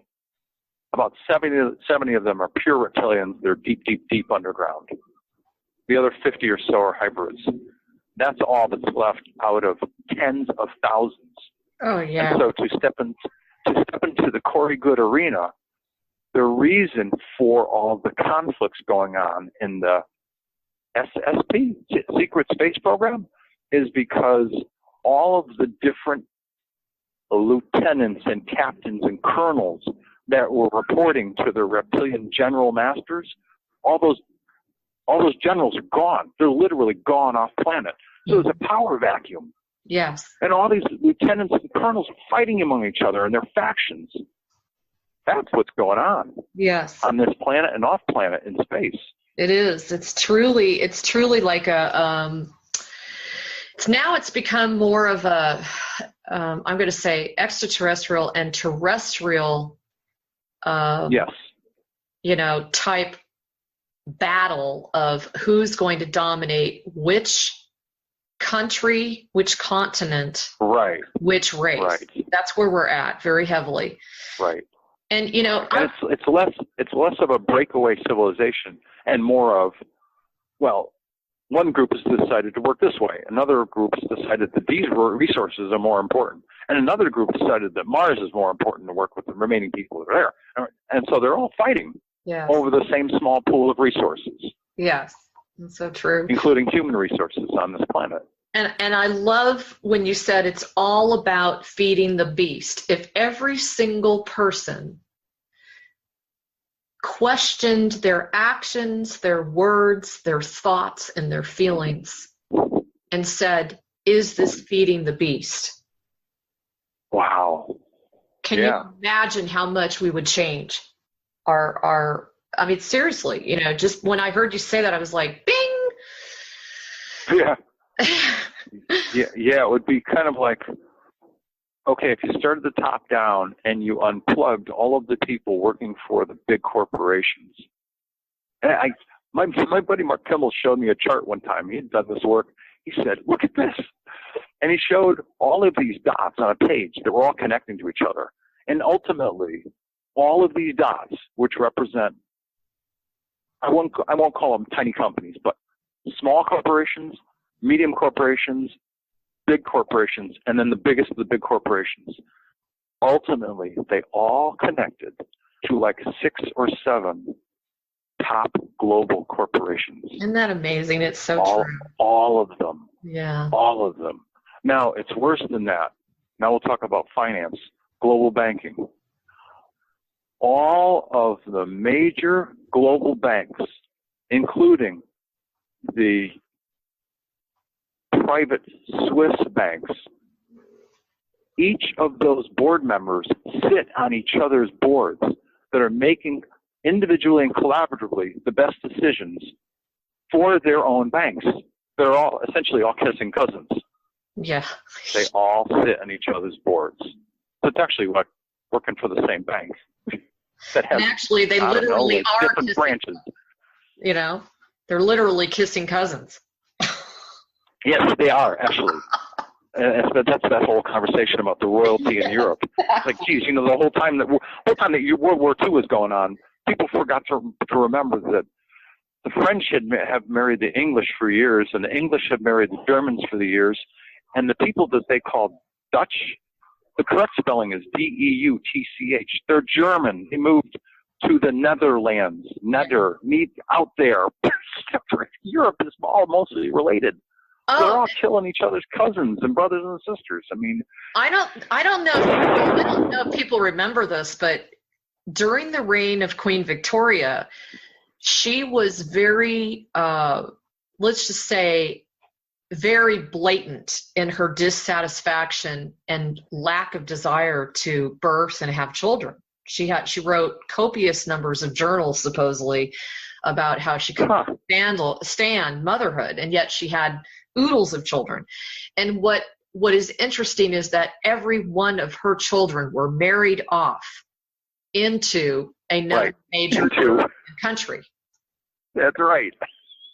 Hello. Got to keep that lattice network going of exactly. You know, the whole blue blood thing and what blue bloods really mean. And you know, I'm please understand, I'm not trying to bore you or bore any of our people listening with history lessons, but you know, if people gain a new perspective from this context that we were talking about, and if they back away far enough, they can go, has this what's been going on for these thousands of years?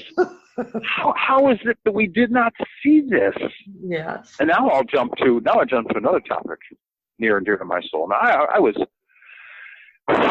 erroneously so I was a political science and public administration major in university, and that never went anywhere once I got into the real world.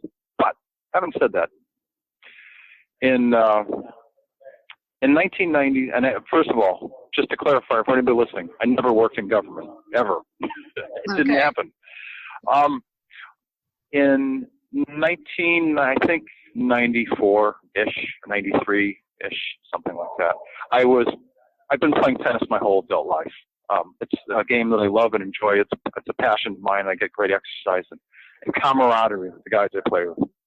So I'm living in Tucson. I'm playing at the Oro Valley Tennis Club on Oracle Road, just north of River Road on Oracle. And interesting, they actually moved to Oracle Road in Tucson. I thought about that. I'm like, In any case, there was a break. There was a break in tennis sets, and I was playing with a bunch of guys. One of them, actually, his name was Michael, and he worked for the astronomy department. They was working on a Mars project at the time. And another one of these gentlemen, and I'm going to protect him because I'm pretty sure he's still alive, or he's like 90 now, but I want to protect his family. Originally from Massachusetts, he was with the State Department during the Vietnam War era. And as we take breaks during games and sets, we talk about different topics, and somehow we got into government. And he said my first name, and he said, with his Massachusetts accent, he said, "Do you realize that Jack Kennedy," and they murdered him, Jack Kennedy was our last freely elected president. Every president, beginning with Johnson, and you should have seen a sneer on his face when he said it, every other president since Johnson has been appointed through today. Now that was either the spring of 93 or 94. Not amazing. A man with the State Department who knew at the high level of the State Department, who was traveling between this country and Vietnam, who knew what was going on. These words came out of his mouth. I was livid when I heard that. Yeah. as somebody who had an interest in what I thought was the goodness and the nobility of public service, I was livid to hear that every president since the assassination of John F. Kennedy has been appointed, including all the Bushes, including the guy who sits in the seat today, Obama. That means that every single election since JFK has been a farce. It's been a stage play, including this one, which means it's a waste of Americans' energy, of their time, of their emotions. Mm-hmm. If every single American knew that fact, there just might be a nice little evolution, a big style evolution happening because of the reality of that information. And it still makes me angry to no end that's the truth. And Tolec, think about the fact that just the energetic part of the presidential elections, it's just a loop. You know, it's just, okay. That's right. It's just 1 year, it's the one presidential race is the Democratic Party. The next presidential race is the Republican Party. Neither one of them are anything different than the other. They're all in the same game. They all have the same intention and the same agenda. And we always end up with the same exact solution, which is a dissolution for the American people as well as people around the world. And it's dysfunctional. Yeah. And a buddy of mine who's far smarter than I am, he's like, oh yeah, he said it's two sides of the same coin. Yeah, it is. It really is. And then I thought that's like, well, that's like Soviet Russia, but times two. So Mm-hmm. instead of having the party, you have two parties telling you what to do, or telling you how to think, or telling you what issues you should consider, over and over again. Like, I know this is a terrestrial issue and it's not a cosmic issue, but no, but it's very poignant. And I actually have said to people, if you look back at all that you were taught in high school, for example, and you look back to the days when you were in the classroom and you were hearing all the war-mongering about Russia and Germany. And in fact, that's right. We are German. Our government, well, in some ways, is compiled of those very same people that did all of the experimentation. It's being done on a minute by minute basis below our feet. They brought a lot of the German scientists absolutely into the three-letter programs. Exactly. Yeah. And they've penetrated all of our government agencies, all of our institutions. I mean, that whole Nazism philosophy is everywhere. It's just maybe not overt, but it's pretty easy to find. It's not self-evident because people don't think of us, right. Chevrolet, General Motors, grandmother apple pie in the USA, that whole God country. And guys, I'm going to go fight for my country. I'm going to go defend democracy. I'm going to go protect people across the world. And God bless men and women that do that. But is that really why they're doing it? I mean, do they really know what's going on? I know some people. I know some people who have come out, and it's not what they thought. No, and I'm going to respond to that because I'm a military brat. My dad was an officer in the Air Force. He was a fighter pilot, and I have a lot of military in my family. I married somebody that was in the military. I mean, my whole point is it's a rare moment to meet someone who joined the military where they did not honestly believe that they were going to protect the citizenry and the rights of humanity. However, they're oblivious to the true agenda. That's right. Yeah, you said that really well. They don't know what's going on behind the scenes. And I said this to Corey one time when he was talking about some of the things that he knew, and I said, but Corey, dude, you're on need to know. You're still segmented. There's a whole bunch of things that you don't know that's going on levels above you. Yes. He went, oh yeah, you're right. Oh yeah. That's the military way. Yep. You know, it's the Yep. military. And he only knows what they're going to tell him. Yes, that's very true. And I think probably it's one of the most horrific things you could do to an individual is to send them out to so-called create bloodshed and tell them that they're doing it for a specific cause that they find noble, only to find out that it was all complete, total fallacy and lie. So you've got that whole entire layer of the population that is really and burnt, very burned and very in pain. Vietnam, Gulf War I, Gulf War II, Iraq, yes, Afghanistan, all lies. Yeah, it's all lies. That's the disturbing part, is that it's all lies. Well, hey, World War II. How did World War II start? Pearl Harbor, that was a lie. For us, the United States. Yeah, and apparently our people knew days ahead of time. Yes. That this Japanese fleet was coming across the ocean. Yep. And did nothing. So hey, not to change the subject, but we've got about 15, 20 minutes left, and I want to ask you this question about what is your perception on, how everybody's talking about ascension, and, everything's all about the ascension and the body and how it's changing and everything else. What about descension spiritually? Can you comment on that? Okay. I'm gonna pick up a piece from the last conversation and wrap it up from my perspective, and then I'm going to answer your question. So here we go. You feel I believe. Because I never want to leave something hanging unfinished, so to speak. That's okay.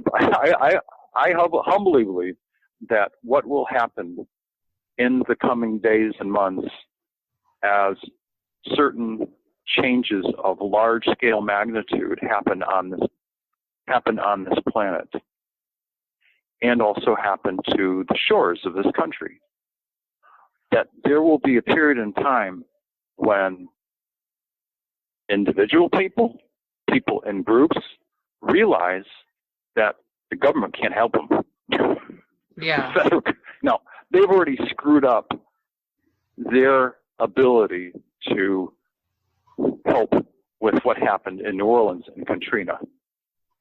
Now, if they couldn't handle and help with Katrina, what's coming, they're sure as hell not going to be able to help. And I think at that moment, people will start to realize the truth of how much they're going to need to rely on themselves, their friends, their family members. I think that what you will see is a degradation of the influence and power hold of the large-scale corporations and large government, and a far more reliance on people, friends, family, people in your immediate community where you live, as the transition of this world to become a higher dimensional one continues. And it'll get more interesting and more dynamic as things go on. Yes. Very true. Not yet, not less so. It's going to be a very spontaneous lesson on how to all cooperate. Yes. And as to degradation, if you will, I choose to use the words higher dimensional shift, to quote Alex Collier, upliftment, transformational shift. I stay away from the word ascension because, at least for me, it has a lot of religious connotations. So having said that, okay, I believe, no, let me change those words. I have been told by my contact people that the transformation of this world will happen because of a number of, I call them what's, not when's, because none of this is dependent on when. It's cosmic events that happen in space that influence what's happening with our world. It's cosmic events that are happening that will actually change the face of this planet. It is when the peak of human consciousness literally happens, where in this 3D organic form, we become as awake and aware as possible. And all that means, that's when the transformational shift of this world will happen. It and the beings who choose to stay here will become essentially mid-level and a little bit higher 4D beings. The whole planet is going to go 4D. And it'll have, of course, there are going to be some pockets of higher resonance as well, if you will, 5D. I don't see de-evolution at all happening. I've not heard of that at all. Well, essentially what will happen is, for those people who are, if you will, 3D organic people like you and I are today, but maybe that don't have this knowledge that you and I do. Let's call them, Steve and Susan, and they've got kids, and they're good people, they're nice people, and they treat each other with love and kindness, and their friends and their family in the same way. If they happen to be on planet when the shift of this world happens, they're going to become fourth dimensional beings, simply because of the nature of who they are. Conversely, people who are liars and cheats and murderers and manipulators and all of the worst of society, their vibrational frequency will be such that if they are 3D and lower 4D, as you and I have talked about, when this planet, if you will, in the blink of an eye or the snap of a finger becomes mid-level 4D and higher, those 3D and low-level 4D people will not be, their frequencies will not be able to tolerate the higher frequency of this new higher dimensional world. They will simply dissipate, and they will incarnate on some other 3D world somewhere else. Because this world will no longer be 3D. It'll be mid to upper level 4D. That's what I've been told. Not de-evolution, just a difference of choice. Right. They'll have to go somewhere else. Well, the reason I use the word descension, not degradation. Okay. Not de-evolution. And the reason I pose that question to you is because what we perceive as ascension, where it's an upliftment, it is a much more comprehensive connection. It's a removal. It's a removal of the veiling, right? Right, to the higher dimensions, to source, certainly. Right, but at the same time, we're actually descending into our own beingness and recognizing that the power and the divinity is from within. Oh, absolutely. Yeah, absolutely. It's one thing for you and I to have a conversation like this, to share notes, to collaborate, to have these aha moments of, wow, we are individually and collectively learning some of the same information. Now, it's a completely different story, if you will, for me to try and rely on Alexandra Meadors as my foundation of strength. If I were to turn to you to be my pillar of strength, my emotional foundation, my security, that's not right. That's each of us has the ability to be a self-realized, completely sentient being, awake and aware of all of our gifts and our skills. Now, it's almost possible to do it on this planet, almost. But it's a tough road. It takes, as you know, a lot of dedication and a lot of commitment to look internally and get rid of, if you will, transmute all of the layers and all of the years of pain, of hurt, all the experiences that we've had, that we carry. It takes a conscious commitment to face that stuff, deal with it, and release it.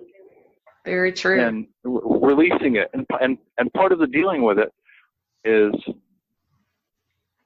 saying, I'm okay. I'm going to be okay.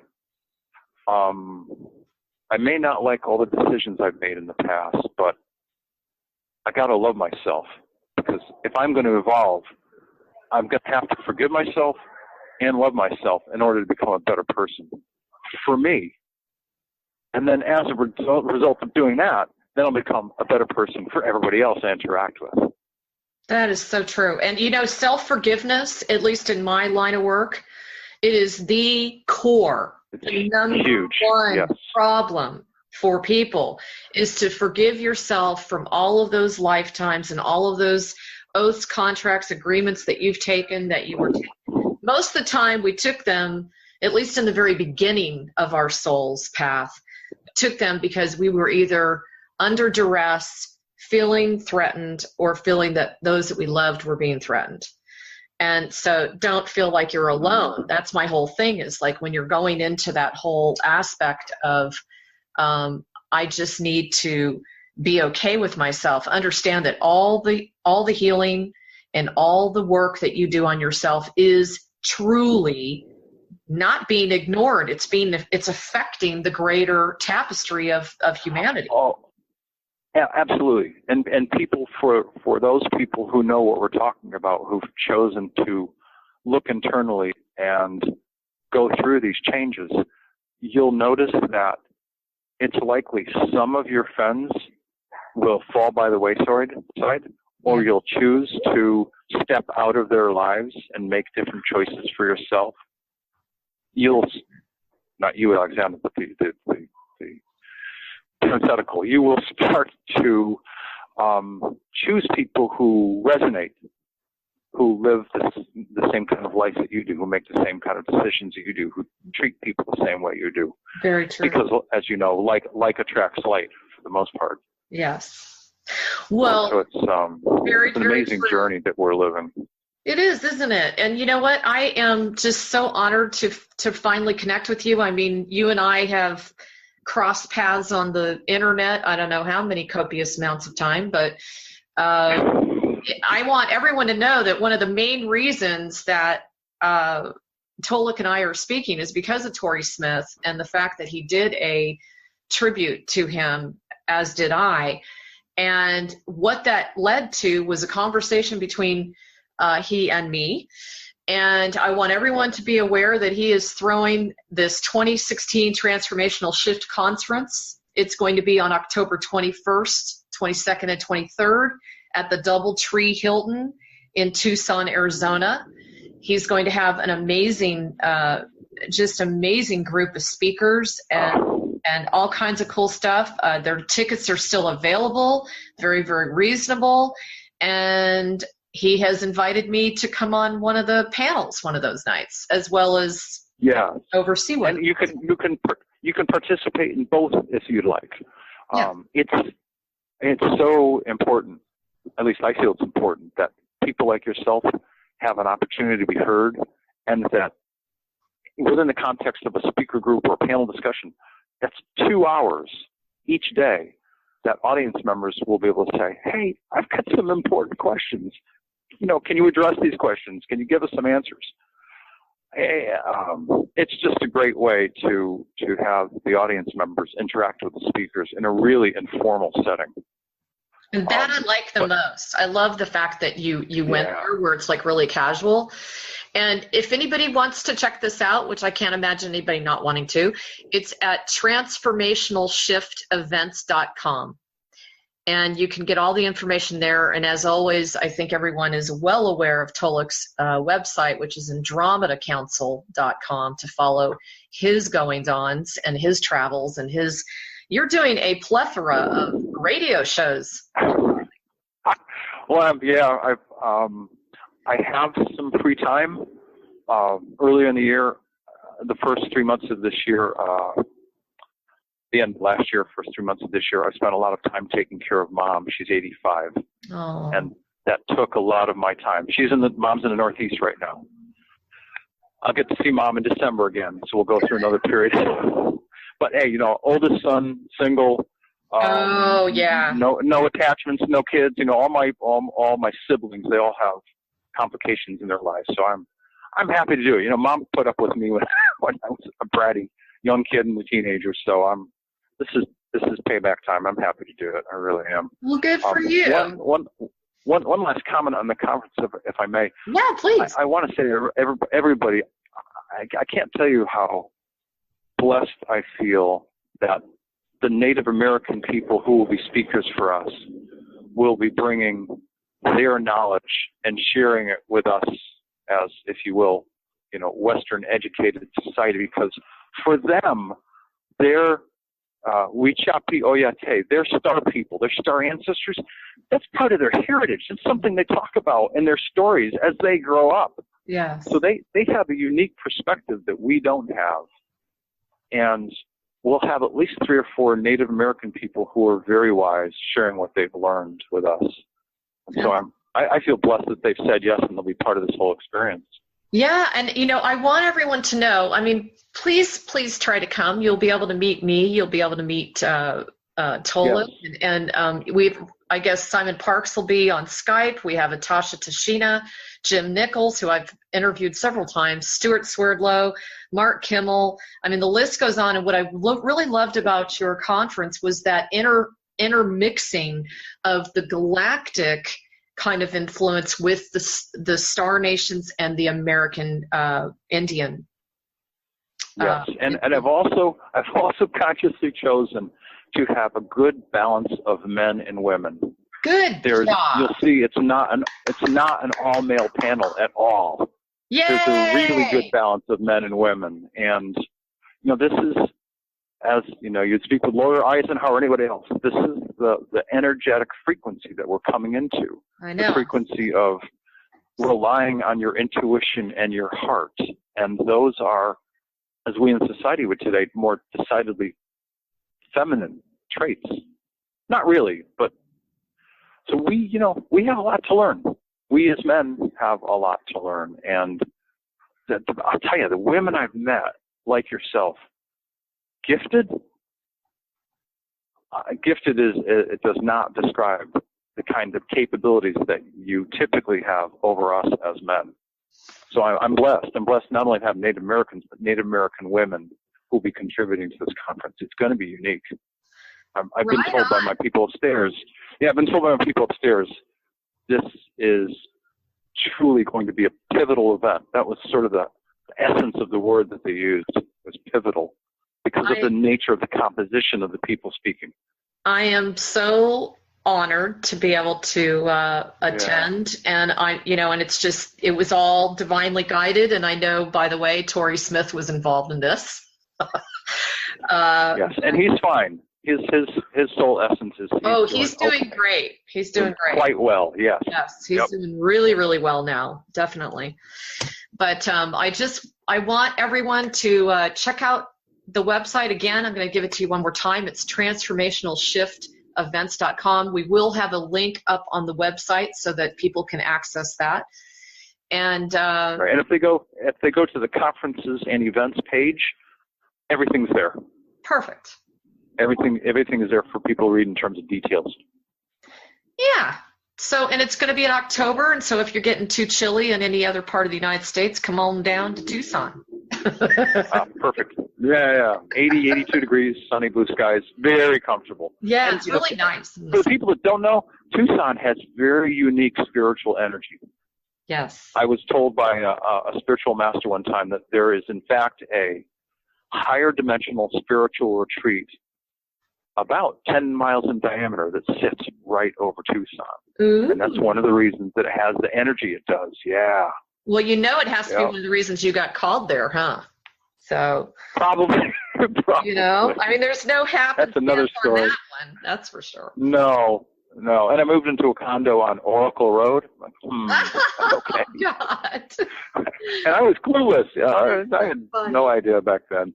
Okay. Well, Alexandra, thank you so much. You've been very gracious. I appreciate it. Hang on one second. I'm going to tie up the interview and sure. I want to say goodbye to you. So Thanks, everyone. Lots of love to all of those that have assisted Galactic Connection. Continue to check us out. We are the world-renowned leader for the implant removal process, especially for the healing community. We are there to support you.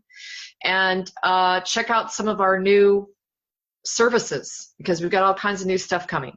I know I keep saying that, but you know, when you're low of human resources and financial resources, you just keep putting it out there, right? And it's all on your shoulders. It's all on your shoulders. I know. So anyway, lots of love, and I hope you all enjoyed this. I'm sure Tolec and I will be able to do this again in the near future. Take care and have a wonderful rest of your week. Lots of love.